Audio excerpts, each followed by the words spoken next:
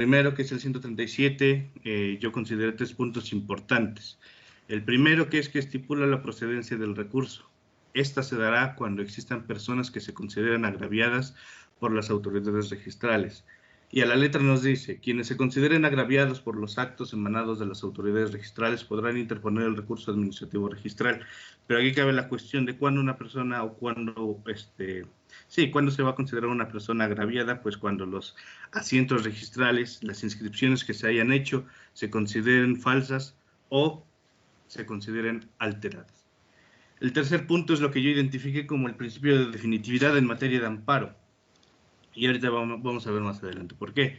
Porque estipula el principio de definitividad, es decir, que se debe de agotar este recurso antes de otros medios de defensa. Me adelanto un poco y en el artículo 142 excluye cualquier otro medio de defensa administrativo, por lo cual nos deja la materia de amparo. Y esto se ve confirmado con una tesis aislada que yo encontré, que fue emitida por el primer tribunal colegiado en materia administrativa del sexto circuito. Si gustan anotar el número de registro digital, es el número 2018-414, el cual nos dice que el recurso administrativo registral previsto en el artículo 137 de la Ley del Registro Público de la Propiedad del Estado de Puebla debe agotarse previo a promover el juicio de amparo, ya que con su sola interposición se suspende la ejecución de los actos dictados por los registradores. Esto es importante, compañeros, porque más adelante en el artículo 138 nos establece la suspensión de los actos registrales por la sola interposición del recurso. Otro punto importante es que va a proceder evidentemente contra actos que hayan sido emanados por la propia autoridad registral. Y el cuarto punto, que si bien no lo anoté, pero también es importante, es que este recurso se puede promover de manera conjunta o de manera separada por las partes que intervengan en la operación sujeta a la inscripción. También debe de acudir el notario que autorizó el título o la autoridad que ordenó la inscripción. Esto es importante, compañeros. En el numeral siguiente, que es el 138, hay 3 puntos también importantes que habla de la suspensión de los actos que les acabo de mencionar. Estipula que el acto registral impugnado será suspendido hasta que se dicte resolución a este recurso. Y nos dice, la interposición del recurso suspende hasta su resolución la ejecución del acto recurrido. Pero no solamente la suspensión se detiene, no se detiene, se limita más bien al propio acto que nosotros estamos emanando, sino que también la ley nos dice, los efectos de la suspensión impiden la inscripción de títulos presentados o que se presenten en relación con el mismo folio. Esto quiere decir que si un asiento registral o una inscripción se va a hacer en el folio real, en el folio real inmobiliario, en ese folio se van a detener todas las demás inscripciones que se hagan posterior a él o anteriores que guarden prelación. Esta suspensión va a durar hasta que se dicte una resolución y se hayan transcurrido 25 días hábiles desde la notificación de la resolución definitiva, si es que esta no fue combatida legalmente. Y bueno, transcurridos estos 25 días, se va a proceder con la calificación registral. Que recordemos lo que era la calificación registral. La calificación registral es aquel poder que el legislador concede al registrador de la propiedad para que pueda examinar la legalidad de las formas extrínsecas de los documentos de toda clase. Esto es la facultad que tiene el registrador para validar la legalidad de los documentos que se presenten. Y bueno, también en este artículo nos habla de las notificaciones, que estas deben de ser realizadas en los estrados de las oficinas del instituto o también pueden ser realizadas mediante el correo electrónico que haya sido proporcionado por el solicitante. Ahora, en el numeral siguiente, en el artículo 139, ya nos habla de los requisitos del escrito recursal, lo que debe de contener. Lo primero es el acto impugnado. También debe de contener los hechos en los cuales se basa la impugnación. Deben ser mencionados de manera clara y súncita, nos dice la ley. Pero no solamente debe de contener los hechos, sino que también debe de contener los agravios que le cause a la persona el acto impugnado y también debe de contener los preceptos que se presuman violados. Debe de contener la fecha de notificación al recurrente del acto impugnado. También debe de contener un capítulo de prueba. Las pruebas que van a ser aceptadas van a ser 2, que es la documental pública o privada que estas van a consistir en el título o la solicitud en que se basó el acto impugnado. Además, debe de contener, se pueden aceptar también la del reconocimiento de constancias registrales.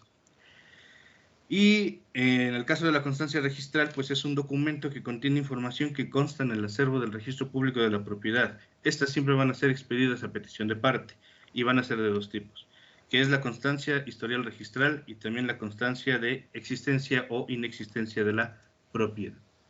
También debe de contener los requisitos del artículo 134. Los requisitos del artículo 134, siempre que un escrito vaya dirigido a la autoridad, debe de contener la autoridad a quien va dirigida, la petición, el nombre del promovente, y si es que éste actúa en representación de alguien, debe de contener el nombre del representante y la firma del mismo, así como la firma del promovente. Después, en el artículo 140 ya estamos hablando del procedimiento. Si bien yo aquí lo resumí en 3 pasos. Perdón, compañeros. Me faltó algo importante del artículo anterior. Además de los requisitos, estos son los requisitos que solicita la ley, pero el escrito se puede presentar de manera física y también de manera electrónica. Cuando se presente de manera electrónica, en el portal de la oficina registral que corresponde, puede suceder que la autoridad receptora, que va a ser el registrador, si considera y tiene un motivo fundado de que los documentos que son anexados de manera electrónica son falsos, pues entonces el registrador, el director o el director general van a poder requerir al recurrente para que éste acude en un plazo no mayor a 5 días para que se realice un cotejo de los documentos físicos con los documentos eléctricos que hayan sido proporcionados.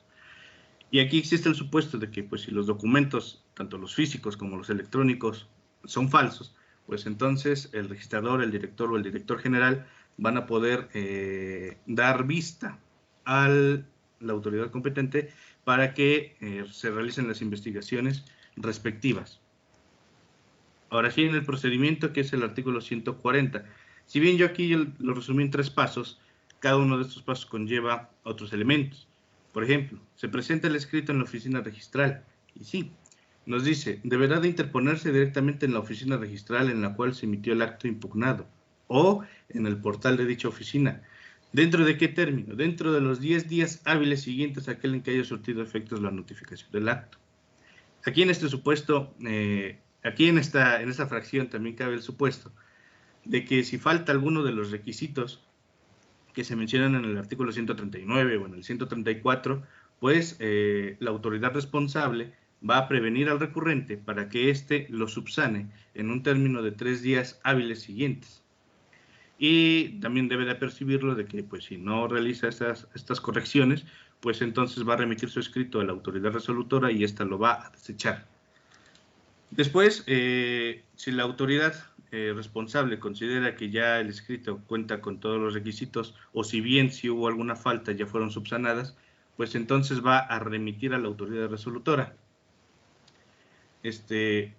Lo va a remitir dentro del plazo de 3 días siguientes. Y debe de acompañar el escrito junto con todos los demás documentos en los cuales se funde la acción. Y por último, la autoridad resolutora en un solo momento va a admitir o va a desechar el recurso. En su caso también puede valorar las pruebas y pues debe de resolver este recurso dentro de los 10 días contados a partir de la recepción del expediente.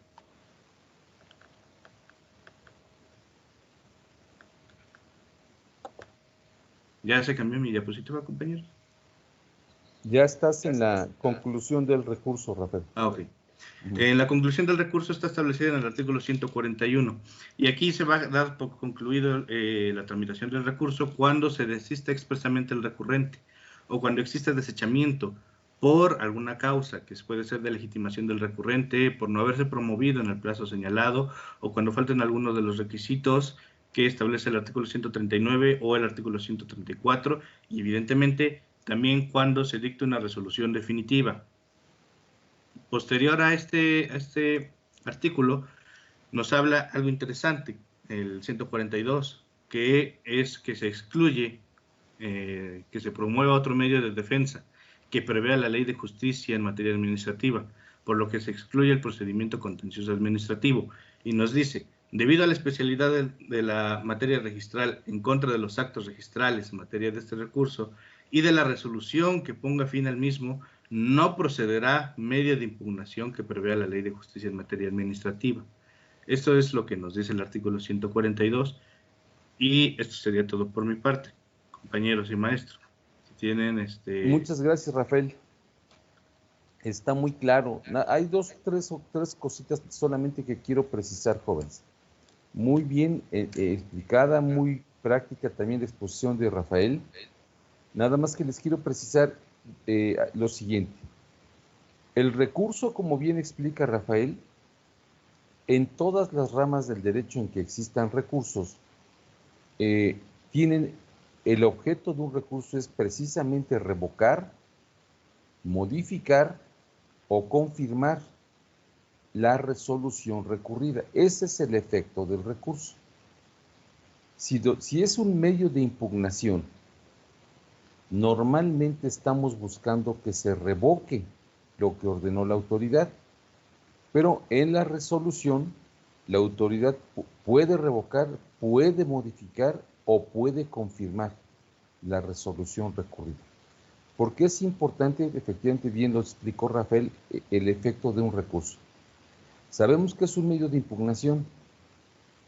A la exposición de Rafael quiero agregar, no solo es un medio de impugnación contra resoluciones de autoridades administrativas, también en contra de resoluciones de autoridades judiciales, porque sabemos que en materia civil hay recursos, en materia mercantil hay recursos, en materia administrativa hay recursos, esa es impugnar una resolución administrativa, pero también las resoluciones de los jueces de lo familiar, de lo mercantil, de lo civil, también tienen o contemplan medios de impugnación, recursos. En materia civil sabemos que existe el recurso de reclamación y el recurso de apelación. En materia mercantil hay inclusive otros recursos, el de revocación, el de queja, el de apelación en ambos sentidos, devolutivo y suspensivo, en fin. Entonces, el recurso también sirve para impugnar, ¿verdad? Es una forma, lo comentamos en un momento, de decirle a la autoridad que resolvió, no estoy de acuerdo con lo que estás ordenando, autoridad. Pero repito, puede ser autoridad judicial o autoridad administrativa, en contra de las dos. Y es la manera en que yo le digo a la autoridad, vengo a promover un recurso porque no estoy de acuerdo, vengo a impugnar. Impugnar es decirle a la autoridad, no estoy de acuerdo con lo que estás ordenando. No quiere decir que en un procedimiento judicial o administrativo, todo lo que diga la autoridad va a tener la razón, va a ser la verdad. No, se puede equivocar. Y muchas veces esas equivocaciones son graves en el sentido de cómo se tramita el asunto. Para eso existen los recursos, para impugnar, para combatir, para decirle al juez, vengo a recurrir, estoy inconforme con lo que estás diciendo. Lo importante es ubicar el tipo de recurso que se debe de promover. Al caso concreto, recurso administrativo registral. Y como bien lo señala Rafael, tengo que agotar, no puedo ir a otro medio de defensa legal si no agoto el recurso administrativo registral. Hay abogados jóvenes que pues evidentemente no conocen de este medio de impugnación, y cuando el registrador se equivoca o el director, la autoridad registral, director o registrador se equivocan, van e inmediatamente promueven su juicio de amparo. ¿Qué va a pasar? Pues el juicio de amparo se va a sobreseer. Bien lo decía Rafael, no aplicó el afectado el principio de definitividad a que se refiere la ley de amparo, que dice, ¿verdad?, que antes de llegar al amparo tengo que agotar los recursos o medios ordinarios de defensa que la ley me concede. En este caso, el recurso administrativo registral. Bueno, pues tan es así, que bien lo dice Rafael, incluso No procede ningún otro recurso en materia administrativa, porque hay una especialización en la cuestión del derecho registral. Entonces, cualquier situación ordenada, dictada por el director del registro o el encargado, el registrador del distrito judicial, que me agravie, me puede inconformar. Ahora, ya nada más como observación. Recuerden cuando vimos rectificación y reposición de asientos registrales. Revisen, porque si el error en la inscripción o en la anotación es error material o error de concepto, solamente pueden pedir la rectificación, no tienen que agotar el recurso administrativo registral. Lo estudiamos, por eso les dije en ese tema, es importante que si la inscripción que ustedes pidieron o la anotación que ustedes pidieron tiene un error, identifiquen si es material o de concepto. Ya sabemos cómo se puede rectificar. Incluso en el error de concepto, recuerden que hay que estar de acuerdo las partes involucradas para que se rectifique si el error es de concepto. Ahí puede haber un problema. Si las partes involucradas no nos ponemos de acuerdo, no va a poder rectificar el registrador. Entonces sí voy al recurso administrativo registral. Y ya por último, ya agoté el recurso administrativo registral. No revocó el registrador o el director la resolución recurrida. Bueno, entonces sí ya puedo ir al amparo, jóvenes. Es amparo indirecto. Ya agoté los medios de defensa ordinarios, ¿verdad? En este caso, el recurso administrativo. No logré la revocación o la modificación y el registrador me confirmó, pues si se confirma la resolución recurrida, entonces sí, ya podré intentar el juicio de amparo indirecto, pero previa a agotar este recurso. Bueno, 10 días, como bien lo explicaba Rafael, tengo 10 días a partir de que me notifiquen. Cuando presento mis documentos al registro público de la propiedad, tengo que estar al pendiente, jóvenes, en el portal o físicamente en la oficina registral para checar los estrados, las listas, para ver qué acuerdo recayó a mi inscripción. Porque a partir de ese momento empieza a transcurrir, a partir del día siguiente, me notificaron hoy por lista en el registro, a partir de mañana empieza a transcurrir mi término, ¿verdad? Vean cómo inclusive también en esta materia de derecho registral hay términos. También, ya explicaba Rafael, bueno, cómo se concluye el recurso. Si lo promoví en forma extemporánea, me lo van a desechar. No se promovió dentro del término. 10 días hábiles para interponer el recurso a partir del día siguiente en que surtió efecto la notificación. Esto es precisamente, jóvenes, el recurso. Ya saben la estructura del recurso, ¿verdad? Bien lo explicó Rafael en el artículo que habla de los requisitos que debe contemplar el escrito recursal. Chequen en su caso cumplir con todos los requisitos. ¿Para qué? Para que proceda y argumenten correctamente, suficientemente y legalmente, porque si están ustedes buscando la revocación de la resolución impugnada, pues procedan. En todas las ramas del derecho, jóvenes, que contemplan los recursos, el recurso tiene el mismo efecto. Revocar la resolución recurrida, modificar la resolución recurrida o confirmar. Pero si recurrí y la autoridad judicial administrativa me confirma, no logré el objetivo de que se revocara o se modificara. Y entonces ya legalmente tendré que ver qué es lo que hago. En este caso en específico, puedo ya iniciar, después de agotar el recurso administrativo registral, si la resolución no me favoreció, entonces sí ya podré ir directamente al juicio de amparo indirecto. Porque recuerden que hay dos tipos de amparo, indirecto y directo. En este caso es indirecto. Ya voy ante el juez de distrito a hacer valer el juicio de amparo y buscar, ¿verdad?, que el juez de distrito revoque y le ordene al registrador. No siempre revoca, muchas veces le dice al registrador, le ordena, se concede el amparo para efectos. ¿Qué es esto? Que el registrador dicte otra resolución, pero de alguna forma le está indicando el juez de distrito al registrador que modifique o revoque, según sea el caso.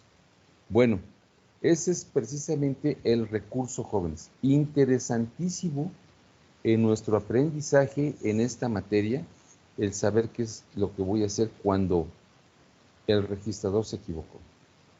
Insisto, si hablamos de materia civil, sabemos que existen solamente dos recursos, reclamación y apelación. Ya sabemos que la reclamación es el recurso que procede contra cualquier auto. Las resoluciones judiciales son dos, así lo señala el Código Procesal, autos y sentencias.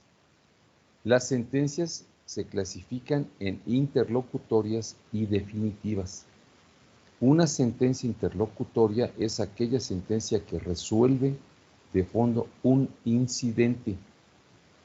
Esa es una interlocutoria. Una sentencia definitiva es la que resuelve de fondo el juicio principal.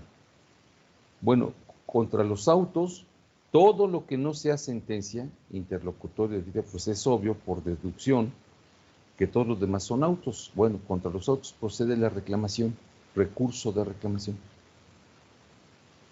Término para interponerlo, 2 días hábiles, jóvenes. Y eso ya se lo traen, bueno, los que ya llevaron civil, si no, todavía les falta, pues si me regresas, están duchos, ¿verdad?, de que en materia civil hay dos recursos, la reclamación y la apelación. La reclamación procede contra autos, término de interposición del recurso, 2 días, que empiezan a correr a partir del día siguiente en que surtió efectos la notificación. Me notificaron hoy viernes 23 de abril. ¿Cuándo se me vencería el término para interponer el recurso de reclamación?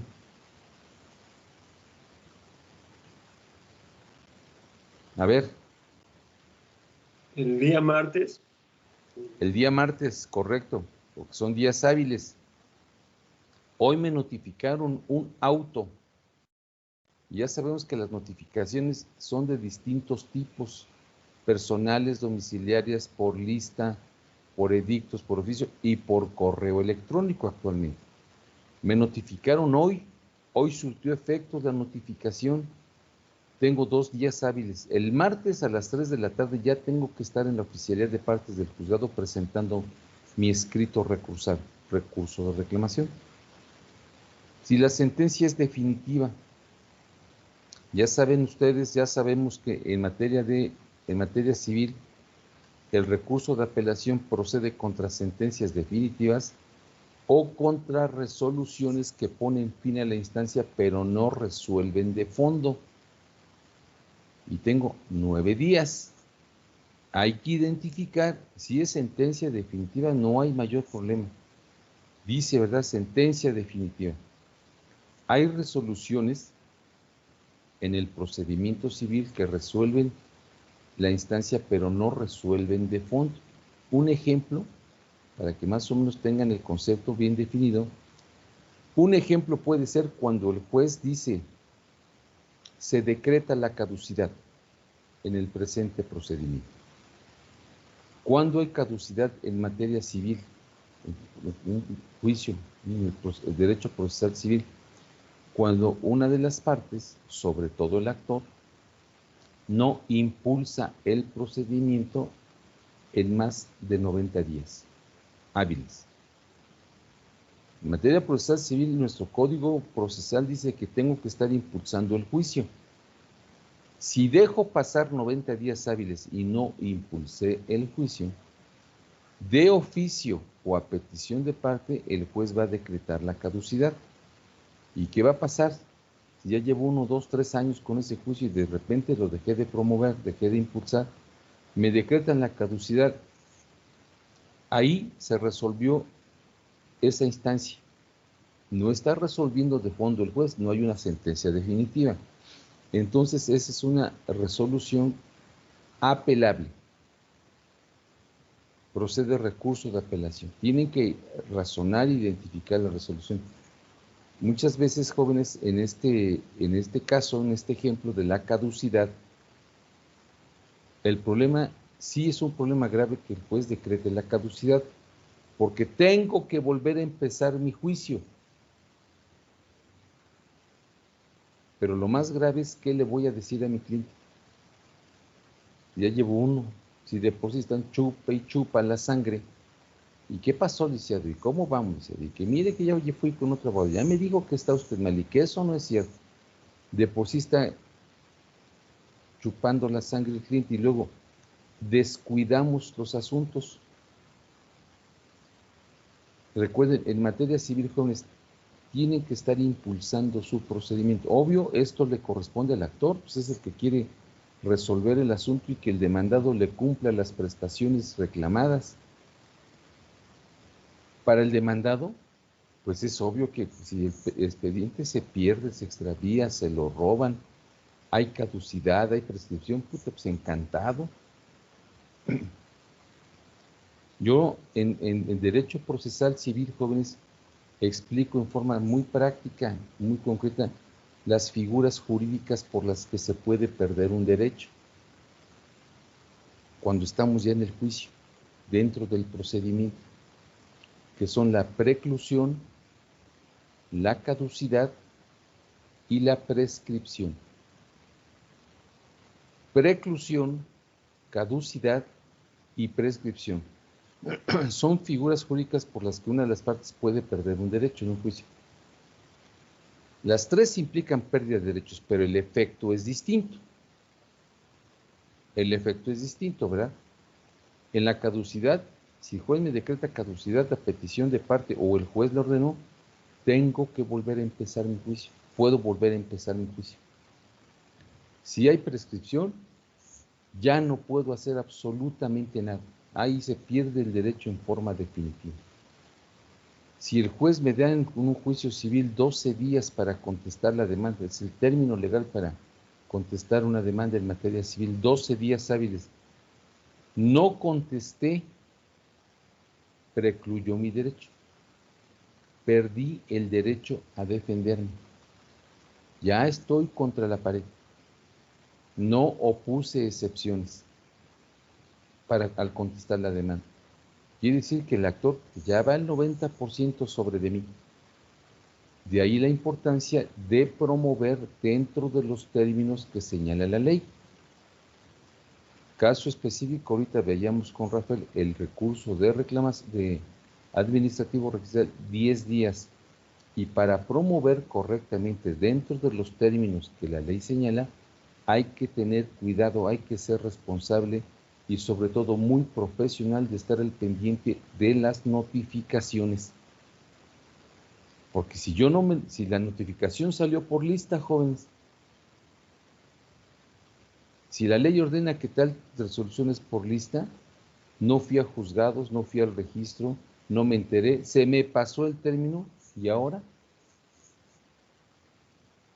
sí los quiero mentalizar y llevar a ese gran compromiso y gran responsabilidad que tenemos, jóvenes, de estar al pendiente de nuestros asuntos. Eso para mí, espero que lo compartan, es ser muy serio en mis asuntos y muy profesional para estar promoviendo lo que sea conveniente, lo que corresponde. El juego eterno, el jueguito eterno en un juicio es que el actor te está correteando el juicio o debe corretear para que el demandado, repito, le cumpla las prestaciones, ¿no? Pague, entregue la casa, entregue a los hijos, no sé, según la naturaleza del asunto.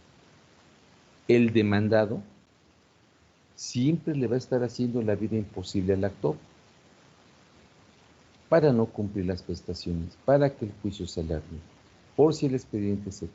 Yo, por ejemplo, patrocino varios deudores, luego me preguntan, ¿y cómo vamos, licenciado? Bien, vamos al juzgado, lo llevo, le explico, le muestro el expediente.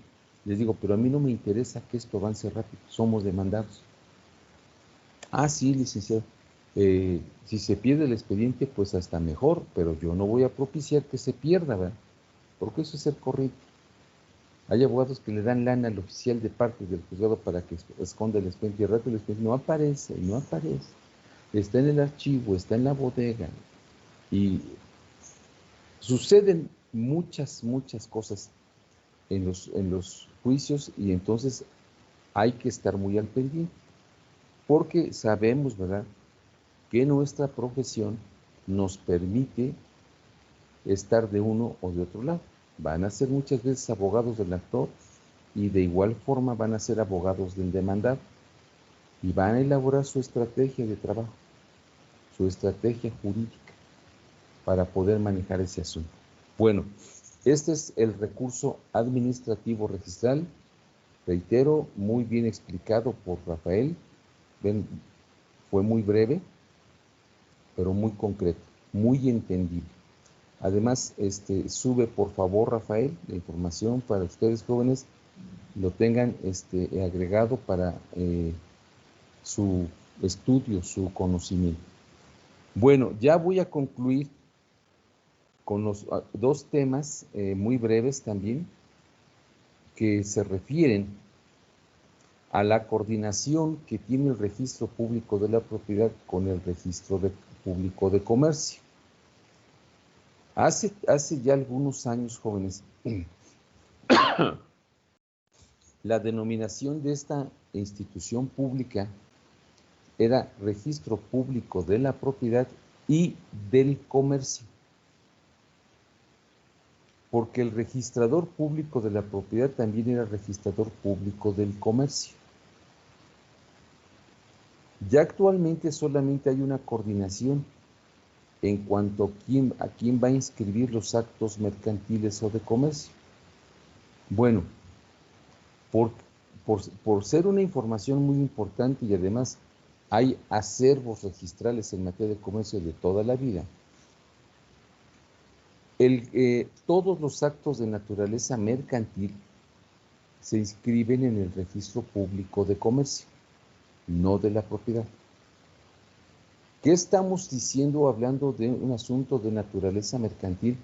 Desde que se constituye una sociedad mercantil, por supuesto, porque sabemos que en materia civil solamente hay dos personas jurídicas, ya lo vimos, las asociaciones civiles y las sociedades civiles, nada más.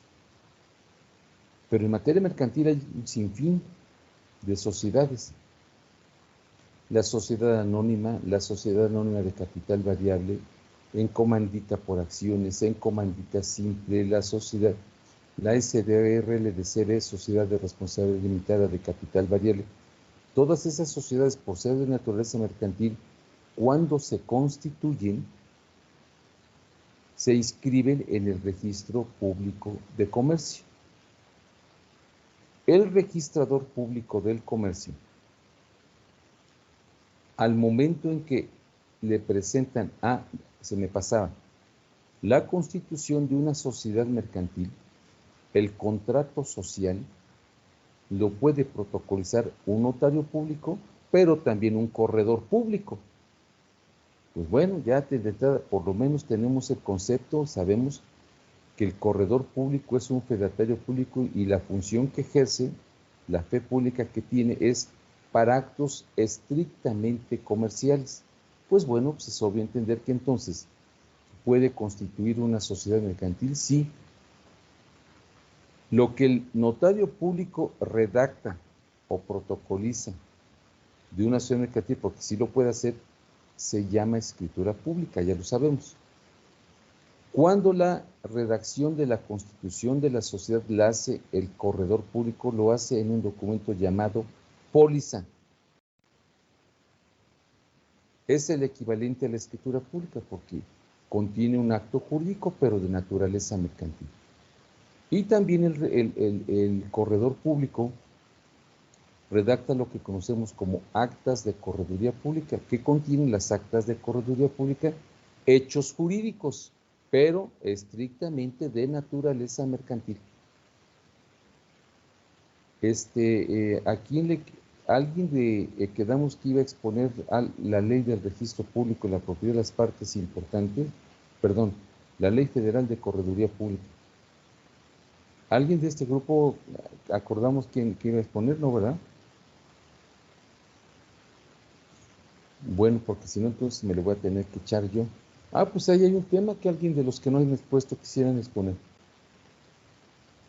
La parte fundamental no es una ley tan grande. Abogado, Mande usted.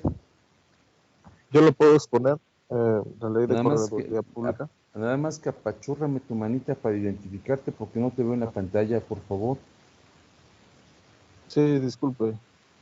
Es que me integré tarde Acá. también. Sí, lo que Por eso estoy no activé viendo. la cámara.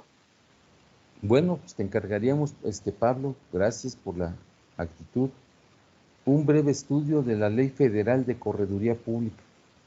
No tiene mayor, bueno, cómo se nombra, eso no tiene problema. A dónde lo asignan, tampoco tiene problema. Bueno, ¿quién lo nombra? El presidente de la República. Por eso es Ley Federal de Correduría Pública. ¿Qué funciones tiene? ¿Qué facultades tiene Pablo? Sobre todo es lo más importante del corredor, lo que tú consideres más importante, y si no, lo comentamos el día de exposición. Yo considero que sería más o menos para el viernes de la próxima semana, Pablo, por favor. ¿Sale? Muy bien. Sí, Okay.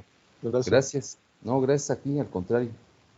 Pues les digo, entonces, lo que el registrador, lo que el notario protocoliza en una escritura pública, se denomina escritura pública el documento porque contiene actos jurídicos. El notario protocoliza actas notariales porque esos documentos contienen hechos jurídicos.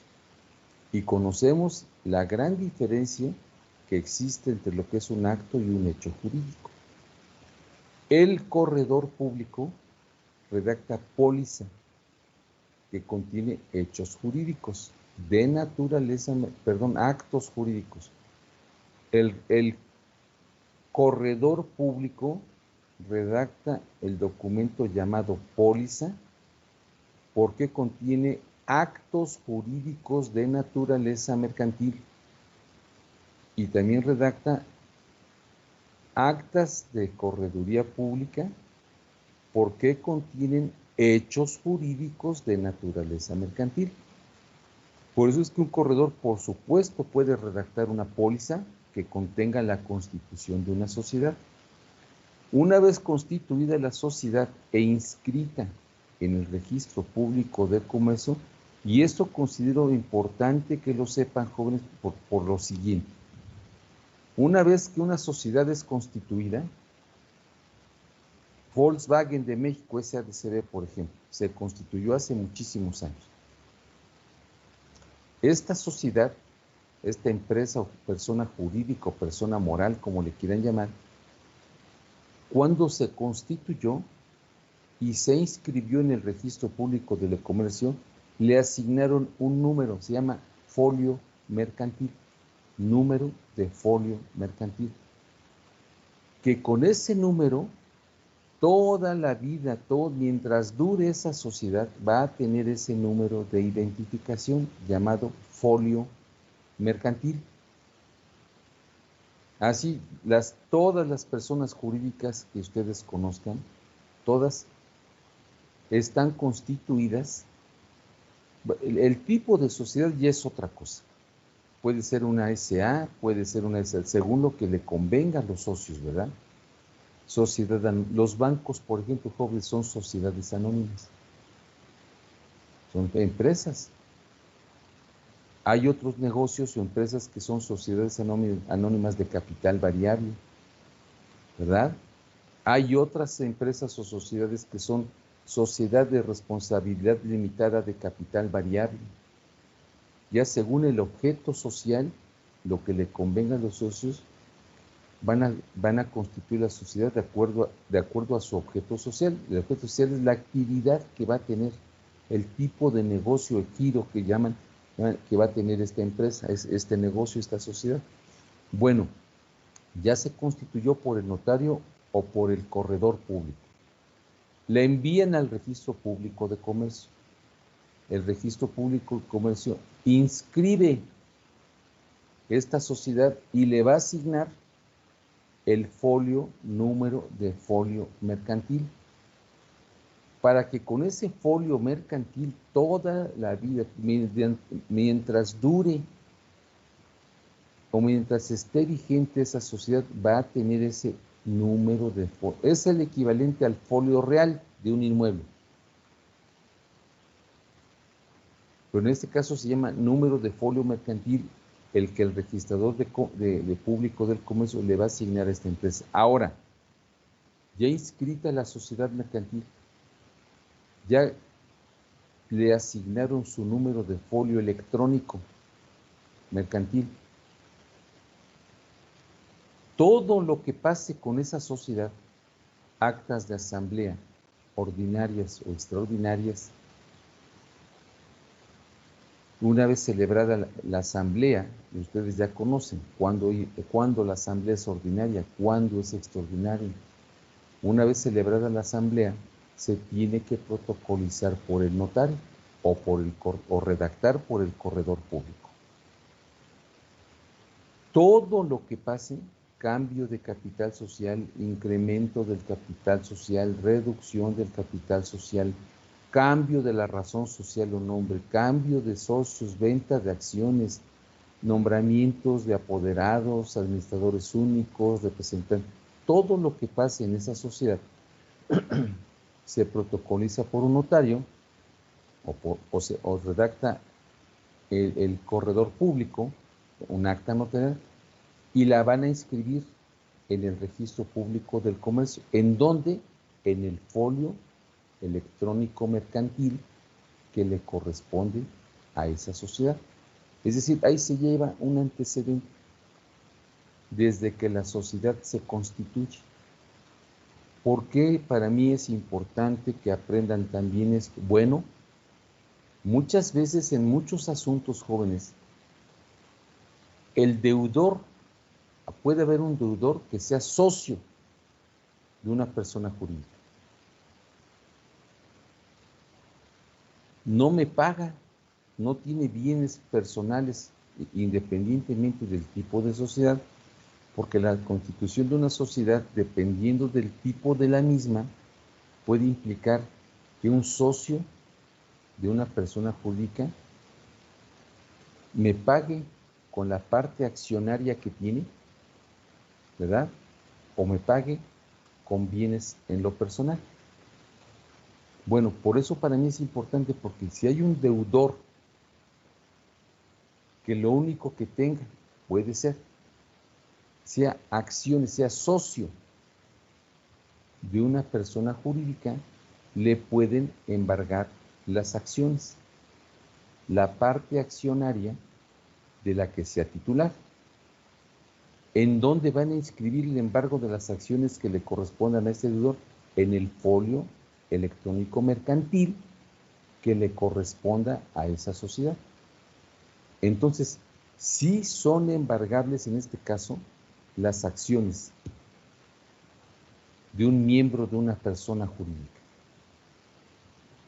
Muchas veces por ahí es un tanto complicado, pero muchas veces por ahí pueden cobrar, porque es perfecta y legalmente válido el embargo de la parte accionaria sobre el capital social que se haya constituido esa sociedad. ¿Qué implica? Que si ya saben que por constituir una sociedad, una persona jurídica, civil o mercantil, mínimo son 2 personas, 2 socios. Hace tiempo eran mínimo 5 personas, pues la ley se reformó y ahora solamente son 2 socios los que pueden constituir una sociedad civil o mercantil.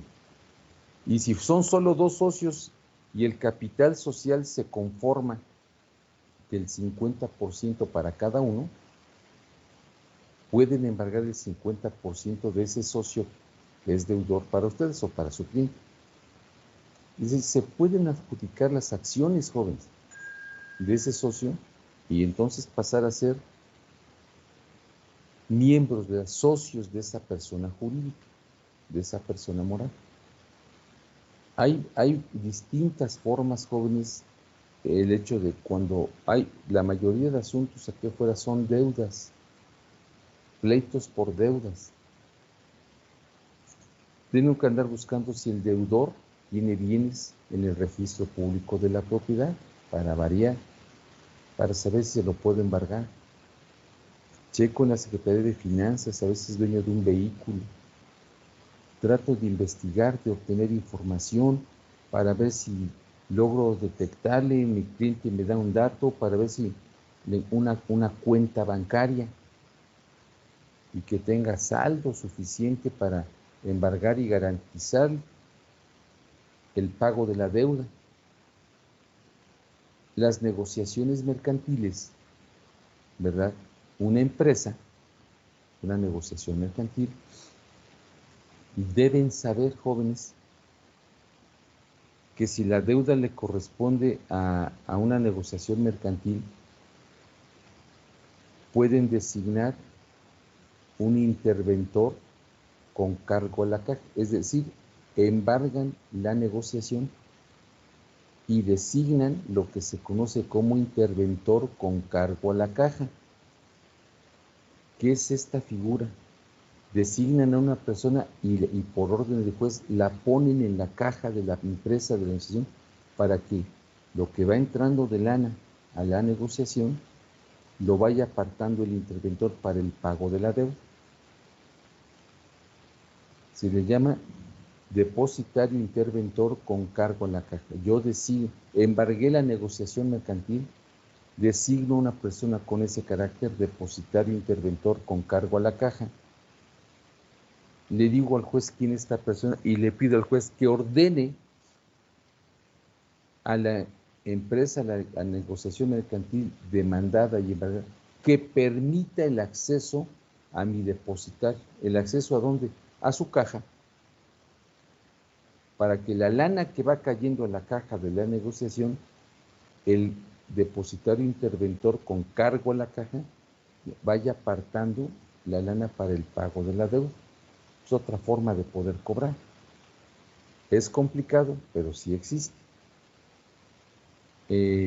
Cuando ustedes estudiaron el depósito, el contrato de depósito, tanto en materia mercantil como en civil, el depósito tiene distintas modalidades. Una de ellas es el depositario judicial, precisamente.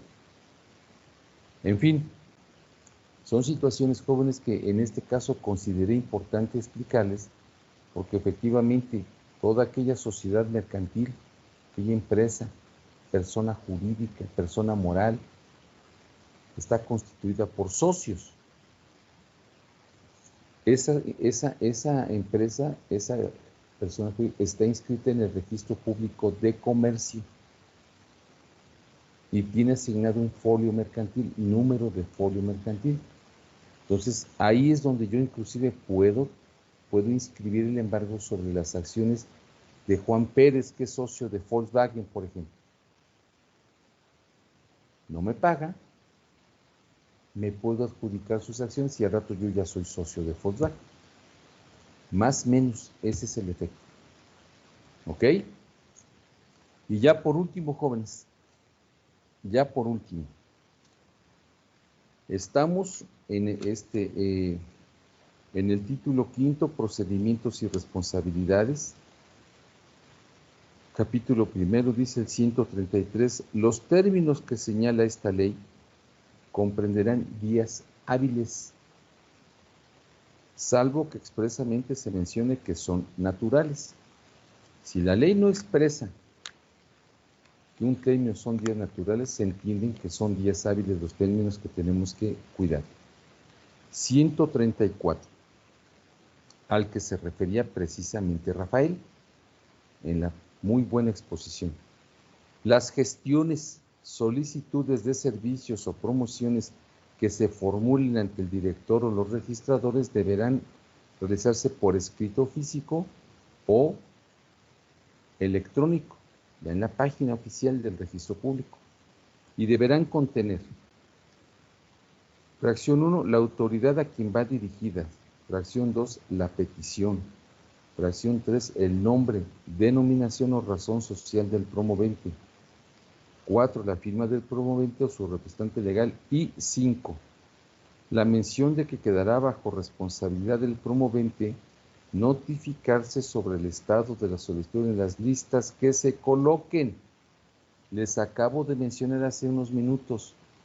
Ya presenté mis documentos, necesito estar checando. Aquí, si se dan cuenta, la fracción 5 en esta parte me impone la obligación como solicitante de estar checando las listas para que se me notifique, ¿verdad?, lo correspondiente. Repito, dice, la mención de que quedará bajo responsabilidad del promovente notificarse sobre el estado de su solicitud en las listas que se coloquen en las oficinas registrales, por medio del portal electrónico de registro o por correo electrónico. Bueno, tengo que estar pendiente de lo que se me notifique, ¿verdad? Dependiendo de los documentos que haya presentado. Entonces, hay listas. Se pueden notificar por lista. Me pueden notificar en la página del registro o a través del correo electrónico. Estos requisitos se deben cumplir puntualmente para que mi solicitud, mi gestión o mi promoción sea procedente, independientemente de cumplir el 139 a que se refería Rafael, que dice que son los requisitos que en este caso debe contener el recurso administrativo registrado en sus 5 fracciones. ¿Para qué? Obvio, para que el recurso sea procedente. Y cuando se remita a la autoridad resolutora, no me lo deseche. Es obvio entender que se debe cumplir con los requisitos que en este caso mi gestión, mi reclamación, mi promoción, mi solicitud deba cumplir con los requisitos de ley para que sea procedente. El 139 ya explica en forma específica los requisitos que debe contener el recurso, con la puntualización de que todo recurso debe contener, chequen el 139 para cuando promuevan su recurso administrativo registral, pero ya sabemos que todo recurso debe contener la estructura de la famosa expresión de agravios, que son en un recurso se tienen que desarrollar 3 rubros. El hecho infractor, lo que se conoce como expresión de agravios, tiene tres rubros o 3 conceptos a desarrollar en el recurso, independientemente de los otros requisitos. Conceptos, expresión de agravios, hecho infractor, ahí tendrán que decir, lo es la resolución, lo es la inscripción o la anotación hecha por el registrador en este sentido, en forma ilegal o equivocada. Tras. Disposiciones, segundo concepto a desarrollar, disposiciones legales violadas. El registrador está violando la Constitución, la ley del registro público de la propiedad, Código Civil, Código Procesal Civil, porque son de aplicación supletoria, jurisprudencia, todo lo que ustedes le van a decir al propio registrador que violó en esa resolución. Y tercer concepto a desarrollar, conceptos de violación. Ahí es donde ustedes le van a explicar con argumentos jurídicos. Ahí van ustedes a pensar por qué están recurriendo, por qué están impugnando la resolución, inscripción o anotación del registrador o del director del registro. Siempre he dicho que esta parte en un recurso, ahí viene la habilidad, el concepto, la habilidad, la destreza, el conocimiento jurídico. Porque en este concepto, en esta parte, concepto de violación, yo debo expresar los razonamientos lógicos, pero también jurídicos, para explicarle al registrador por qué estoy diciendo que está mal. Estoy combatiendo lo que ordenó el registrador. Lo más seguro es que estoy pidiendo que se revoque o que se modifique. Entonces le tengo que decir por qué está mal. Fíjense, el recurso administrativo registral o un recurso en materia administrativa o judicial, si yo logro a través del recurso que la autoridad, en este caso registrador o una autoridad judicial, revoque, es que aceptó que está mal. ¿Quién le dijo que estaba mal? Yo, a través de la interposición del recurso. Revoca. Dice, son fundados los conceptos de violación, se revoca la resolución. Da hasta gusto porque entonces se entendió a través del recurso que yo promoví que estaba mal en su resolución. Hay que cumplir, ¿verdad? El 134 para la cualquier gestión, solicitud o promoción, cumplir con los requisitos a que se refiere, y en el recurso administrativo registral, cumplir los requisitos a que se refiere el 139, sobre todo la expresión de agravios. La famosa expresión de agravios. Dice uno en el recurso, ¿verdad? Vengo a promover recurso administrativo registral en contra de la resolución, inscripción, anotación de fecha tal. Y dice uno, a continuación paso a expresar los agravios que me causa la resolución recurrida. Hecho infractor. Lo es la inscripción hecha con tal fecha, por ejemplo. En la parte conducente, le explican cuál es la parte en el hecho infractor que están impugnando. 2. Disposiciones legales violadas. Señor registrador, está usted violando tal ley, tal jurisprudencia. Ahí le hacen ver todo esto. Y 3. Conceptos de violación. Se viola en mi perjuicio y me causa agravio la resolución recurrida por esto y esto. Ahí es donde siempre considero, jóvenes, que nuestra carrera es extremadamente apasionante, porque esto refleja o implica el estudio que yo hice para impugnar lo que el registrador ordenó. Y eso aplica, repito, para todos los otros recursos, en materia administrativa y en materia judicial. Imagínense que en la apelación contra una sentencia se dictó la sentencia definitiva. Ustedes son los actores y el juez dice en la sentencia, el actor no probó su acción, el demandado sí acreditó sus excepciones, ya perdieron el juicio en la primera instancia. Apelan la sentencia y hacen una maravillosa expresión de agravios, sobre todo en los conceptos de violación. Sabemos que el recurso de apelación en contra de una sentencia lo resuelve el superior jerárquico al juez, la sala civil, 3 magistrados. Y si los magistrados dicen en la ejecutoria que pronuncia, son fundados los conceptos de violación hechos valer por el recurrente o por el apelante, se ordena la revocación de la sentencia total y se debe dictar otro en este sentido. Ya ganaron el juicio en segunda instancia, en la apelación. Pero se va uno moviendo los asuntos de acuerdo a lo que va pasando, ¿verdad? Así es esto de apasionante, jóvenes. Pero recuerden, conceptos, expresión de agravios. Este concepto de expresión de agravios se debe expresar en todos los recursos en los que la ley los contemple. Hecho infractor, disposiciones legales violadas y conceptos de violación. Eso es lo que se considera como la famosa expresión de agravios. ¿Ok? Pues, jóvenes ilustres y distinguidos jurisconsultos descendientes de Justiniano, aquí damos por terminado nuestro programa. Un gusto trabajar con ustedes. Vamos a continuar con algunas cosas ya fuera del programa, pero esto no implica que las clases que tengamos a petición de ustedes, y por un lado me da mucho gusto, aunque voy a tener que seguir levantando temprano, pero eso ya es lo de menos.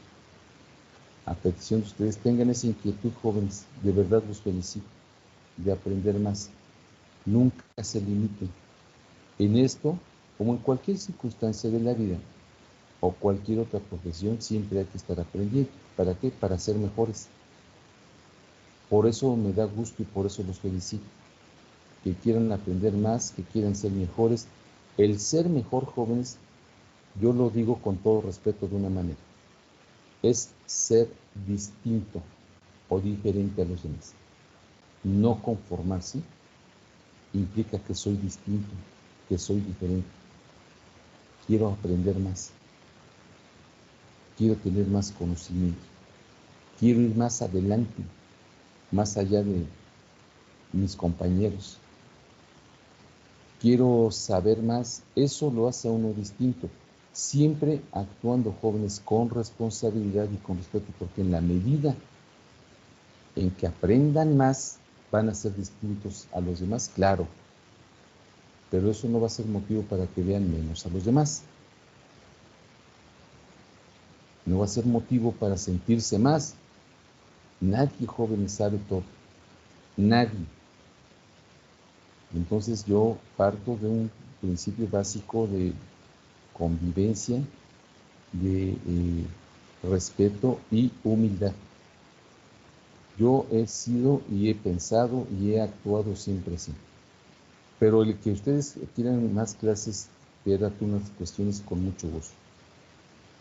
Yo calculo que el lunes explicaré el procedimiento administrativo que me pidieron para el cobro de las fianzas y voy a explicar cuál es el origen de ese problema.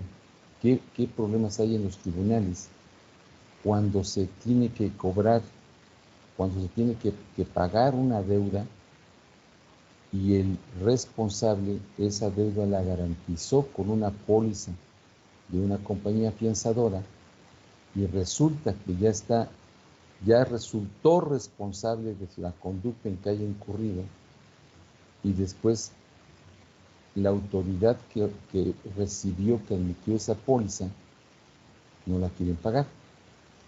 Voy a explicar brevemente cómo se obtiene una póliza. Hay compañías afianzadoras, es como los seguros, las aseguradoras, más o menos. Claro, el fin es distinto, pero las compañías afianzadoras, jóvenes, es un verdadero negocio. Nada más. Y para terminar les quiero comentar, el negocio de aseguradoras, cualquiera que ustedes me digan, GNP, Atlas, la que quieran, negocio de aseguradoras y de compañías afianzadoras es buscar gente que contraten sus servicios. Las aseguradoras, hay pólizas de seguro para infinidad de servicios. Seguros de vida, seguro de gastos médicos mayores, los seguros de los vehículos, contra robo de autopartes, seguros contra incendios, seguros contra terremotos. Es una gama impresionantemente amplia la cobertura de una aseguradora cuando se contrata el servicio. Y sí, le venden a uno el seguro. Bueno, no los venden, se contrata el seguro, porque no es compraventa, perdón. Contrata uno el seguro.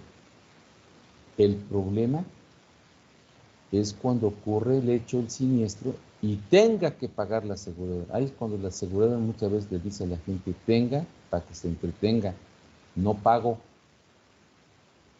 Ahí ese es un problema muy fuerte en materia de seguros. Porque un contrato de seguro implica contratar una responsabilidad de seguro de un hecho incierto y contingente. Yo contrato un seguro para daños a terceros, pues implica que para mi coche, implica que si choco y hay daños a terceros, tendrá que aplicar el seguro, ¿verdad?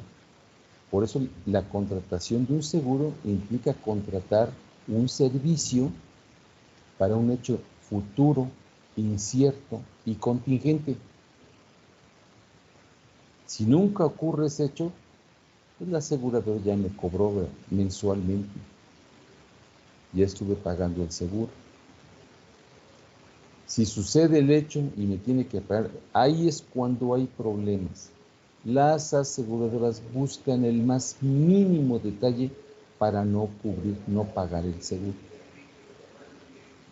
Es cierto que hay mucha gente que actúa de mala fe. Por ejemplo, hay gente que hubo un delito con su coche, no sé, y lo reporta como robado. Y ya va el seguro, quiero que me paguen, tengo el seguro de robo contra robo, quiero creación. Mucha gente inventa el robo para cobrar el seguro. Los seguros de vida, incluso ha habido tragedias para cobrar seguros de vida. Pero el seguro es un contrato de naturaleza mercantil muy amplio. Y las otras son precisamente las compañías afianzadoras. Son las que expiden pólizas de fianza. La fianza es un contrato de garantía, ¿verdad?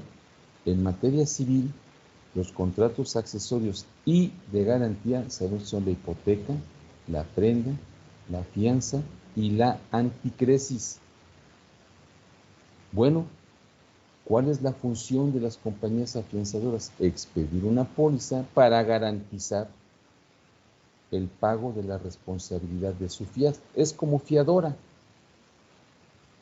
Ella es la fiadora y el que contrató la póliza de fianza es su fiado. Si el fiado resulta responsable, tiene que pagar. Si no paga él, debe pagar la fiadora. La afianzadora, la que expidió la póliza. Y ahí es cuando hay problemas. Ya les comenté, creo, que en algunos casos, con alguna jueza, discutía yo muy fuerte, jóvenes, se los juro, fuerte, porque las veces que la fui a ver fue un asunto de un fraude fuerte. Le fijó fianza al responsable para salir. Todavía el proceso penal tradicional. Le fijó fianza al procesado para salir bajo libertad. Estaba libre bajo caución o libre bajo fianza, se llamaba así. Pero la fianza este cuate no la exhibió en lo personal. Contrató a una compañía fianzadora. Y la compañía fianzadora quedó por él, por el importe de la fianza que otorgó la jueza. Resulta responsable, penalmente responsable. Un tipo que estaba loco, a todo el mundo andaba defraudando. Resultó responsable. Y entonces le digo a la señora jueza, la sentencia ya quedó firme, lo condenó usted al pago de la reparación del daño, pena privativa de libertad, pago de la reparación del daño y las multas por haber ofendido al Estado con su conducta. Ordene que pague. ¿Sí? Acuerdo. Se ordena al condenado que pague y desde adelante no paga. Entonces le digo a la jueza, entonces si él no quiere pagar, que pague la compañía fianzadora porque quedó por él como fiador. Y ahí es donde, jóvenes, se los juro, en forma increíble, antijurídica, absurda, como ustedes lo quieran ver, me dijo la jueza varias veces, porque fui varias veces. Ya hasta me veía llegar y le decía a su secretaria, tráiganos un cafecito a Liceo Picasso y a mí, porque nos vamos a enterar de aquí. Señora jueza, solamente vengo a pedirle que le ordene a la compañía fianzadora que pague. Para eso quedó, por el responsable, el condenado. Y se los juro, joven, siempre, ay, licenciado, ya le he dicho varias veces, ¿cuándo ha visto usted que las aseguradoras o las afianzadoras pagan? Se los juro, joven, me daban ganas de agredir a la jueza, obviamente no se puede. Porque dije, bueno, entonces si sabe usted que las afianzadoras, las aseguradoras no pagan, ¿para qué admite usted las pólizas de fianza? La afianzadora quedó por el sentenciado. No paga él, tiene que pagar. No, licenciado. Siéntese, no se enoje. licenciada, no la vengo a ver a visitar ni menos a tomar un café con usted, le agradezco, pero vengo, nunca quiso, jóvenes. Y en ese y en otros asuntos, esa es la parte importante que les voy a enseñar, porque ciertamente había razón o no de que la jueza le dijera a la afianzadora, quedaste por el condenado, él no paga, tienes que pagar tú, quedaste por él, ¿sí o no? En términos de simple sentido común, correcto. No obligan los jueces a pagar a las afianzadoras, joven. Entonces, ¿para qué exhiben las pólizas? ¿O para qué las admite la autoridad? Y hay pólizas de arrendamiento, hay pólizas para fianza, para la suspensión provisional, el amparo, la suspensión definitiva en el amparo. Hay un montón, jóvenes, por eso es que estas empresas generan mucho dinero. El problema es cuando tienen que pagar. Pero con todo gusto les voy a enseñar cómo van a obligar a estas compañías tranzas a pagar. En este asunto que les platico brevemente ya de esta persona, me tuve que entrevistar con el abogado de la afianzadora. Y fíjense lo que me dijo. Es que la afianzadora no puede pagar, licenciado, no debe pagar. ¿Por qué? Y fíjense lo que me dijo. Porque nuestro fiado, me acuerdo muy bien del tipo, Hugo Macotela, un delincuente, estaba re idiota, porque él decía que defraudar estaba bien. Ya llevaba 15 sabe cuántos años en la cárcel, pero es la gente enferma, ¿no? Enferma. Me acuerdo bien y me vale, si lo conoce ni modo, pero ya, Hugo Macotela se llama. Lo tuve en la cárcel durante un tiempo. Me dijo la afianzadora, es que nuestro cliente, nuestro fiado Hugo Macotela, nos engañó para que le expidiéramos la póliza de fianza. Nos trajo una persona que no era un delincuente. Fíjense el argumento. Nos engañó, nos trajo una persona, la hizo pasar por otra para que le expidiéramos la póliza de fianza. Y le contesté, y mi cliente y yo, ¿qué culpa tenemos que te haya engañado a ti, afianzador? Te engañó, hazlo responsable, pero mientras pagas la póliza, ¿cómo que no vas a pagar? Entonces, son situaciones, jóvenes, que es poco común, vaya, poco común, y pues obviamente hay que pedalearle para saber cómo hacer. Pues obvio que a mí me interesaba que mi cliente recuperara su lana, ¿verdad? El daño que le causaron, porque todavía dije, puedo promover el juicio en la vía ordinaria civil de responsabilidad civil proveniente de delito. Dije, sí,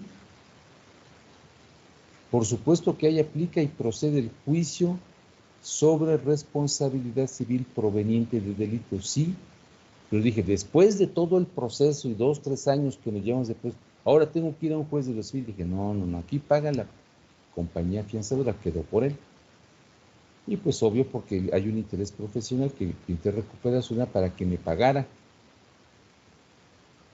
Pues es obvio, ¿verdad? Ese es el trabajo. Pero con todo gusto el lunes más o menos lo vamos comentando, jóvenes. Nadia Naomi Palacios, tienes levantada la mano a la orden. Sí, maestro, gracias. Me queda una duda en que se pueden embargar las acciones. ¿Qué pasan con las acciones que se compran en la bolsa de valores? Por ejemplo, cuando una persona compra en el grupo bursátil mexicano acciones de nivel nacional e internacional, ya sea, por ejemplo, Netflix, Nike, Starbucks, que a veces sí tienen un valor pues grande, ¿también se pueden embargar esas acciones? Por supuesto que sí. ¿De qué manera, maestro? Siempre y cuando sean propiedad del deudor o socio, ¿verdad? ¿De qué manera? Pues tienes que ubicar, le tienes que pedir al juez, tienes que acreditar que él es socio o que adquirió ese tipo de acciones para que cuando tú se las embargues estén a nombre o sean propiedad del deudor. Sí, lo complejo de esto es en qué momento tú identificas o sabes que él adquirió o compró acciones. Todo lo que sea propiedad del deudor, Nadia, es embargado. Okay. Ya sabemos que hay bienes que no son inembargables, pero que es los bienes de la casa, ¿no? Que la cama, que la estufa, que aquellos bienes que son necesarios para la subsistencia humana. Todo lo demás es embargable. Aquí sí es embargable, eso es categórico. La bronca es identificar en qué momento compró acciones, porque en las cuestiones bursátiles compran ahorita y en una hora ya vendieron, ¿verdad? Sí, Entonces, es complicado que, bueno, si tú sabes que una persona compró acciones en la Bolsa Mexicana de Valores o de acciones de alguna empresa, estas que cotizan en forma muy importante en materia bursátil, si tú identificas que una persona compró acciones, por ejemplo, de Televisa, pero todavía es dueño de esas acciones, no las ha vendido y se las puedes embargar, por supuesto que sí, pero ok. hay que estar muy atento a todo esto, ¿ok? Sí, maestro, gracias. A la orden.